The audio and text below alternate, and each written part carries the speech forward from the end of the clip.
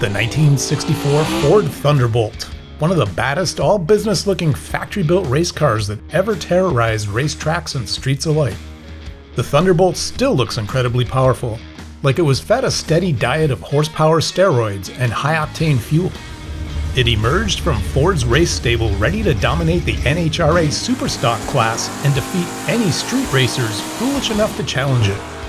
Yes, it was a purpose-built race car that also happened to be street legal, with its purpose being to challenge Chrysler and Chevrolet in the fierce drag strip competition of that era. This is the story of the mighty 1964 Ford Thunderbolt, how it came to be, what it was made of, and how it annihilated its drag strip competition for a single season and then went away, leaving as a legend and proving that it's best to go out on top.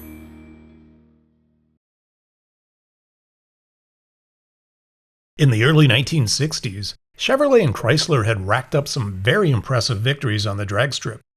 Chevrolet introduced the 427 cubic inch powered Z11 Impala, a formidable contender with fearsome performance chops.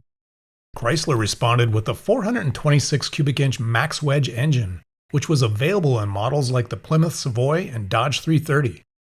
Then, in 1964, the gloves came off with Chrysler's debut of the 426 cubic inch second generation Hemi engine that was fitted into the Plymouth Belvedere and Dodge Coronet for NASCAR racing and also available to drag racers. The Hemi was not available to the public though until 1966. These powerful machines had set the bar high for drag racing enthusiasts. Ford really didn't have anything that was formidable on the drag strip in the early 1960s. They had the 390 and 406 cubic inch powered large-bodied Galaxies that were okay, but lost more races than anything. Then, for the 1963 season, Ford dropped its new 425 horsepower 427 cubic inch engine into a Galaxy body that underwent some serious weight reduction measures. The tale of the lightweight Galaxy can be summed up with this: great concept, cool car, but not very competitive. It could do the quarter mile in about 12.5 seconds at 116 miles per hour, but still not enough to beat up on the Chevy Impala Z11. Ford saw the writing on the wall and had to get busy crafting a drag race package that would be competitive for the 1964 season, and decided to take a more experimental approach, developing a car that would push the boundaries of performance and leave the competition in the dust. The result was the Ford Thunderbolt. It was a mid-size platform derived from the Ford Fairlane 500 two-door post car that Ford offered for the 1964 model year.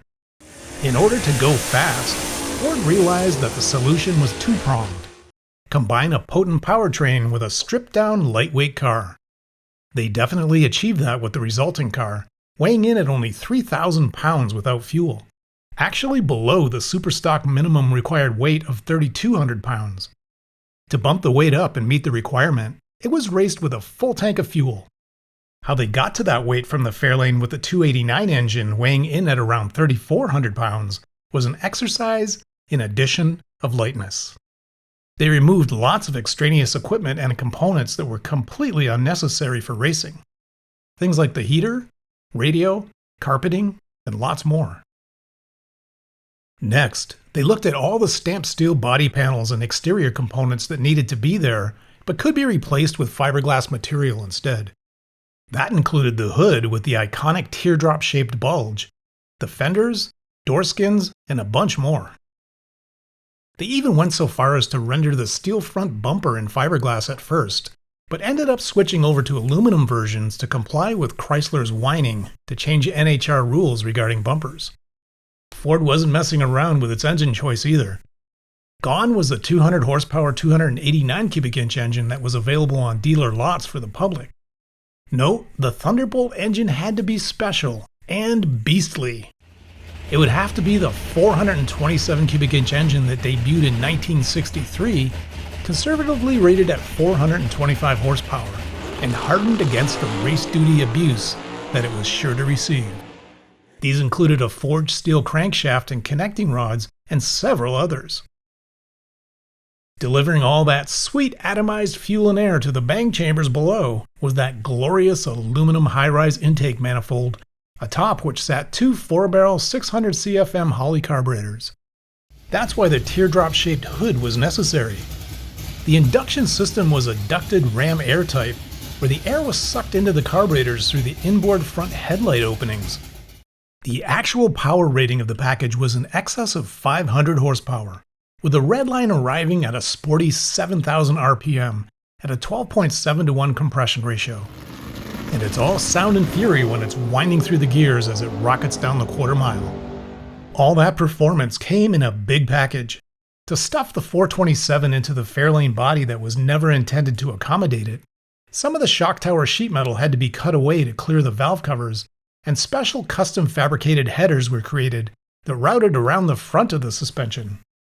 Ford built just over 100 of the modified Thunderbolts to qualify it for NHRA competition, with the majority of them having manual transmissions. Most were painted Wimbledon white, while the first 50 built were painted a maroon color.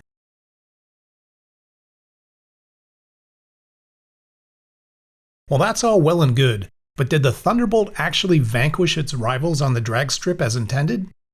The answer is a resounding yes, with mission accomplished. Straight from the factory, it could run the quarter mile in the mid-11-second range at around 122 miles per hour. Some race teams even pushed their Thunderbolts to low 11-second ETs at around 128 miles per hour. Throughout the 1964 NHRA drag race season, the Thunderbolt consistently beat Chrysler and Chevy Challengers. The lesson had quickly become solidified that monster cubes and big horsepower in mid-size cars was the e-ticket ride to superstar performance.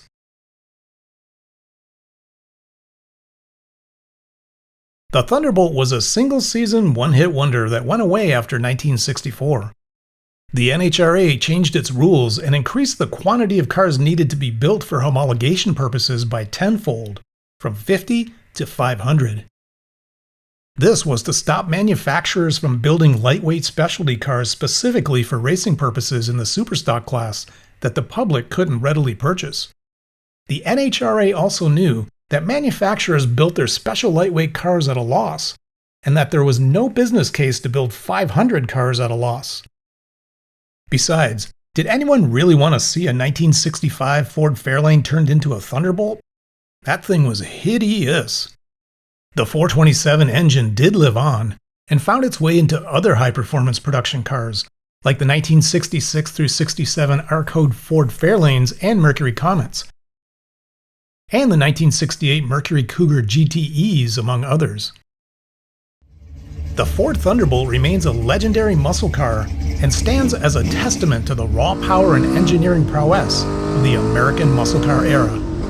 Born from a desire to dominate drag racing, this limited production vehicle demonstrated what could be accomplished by combining aggressive power and weight reduction into a mainstream mass-market platform. That's it for now. We hope you enjoyed the video, and thank you for watching, liking, and sharing this video. Please make sure you subscribe to our channel and turn on notifications so that you get a heads up whenever we release great new automotive themed content.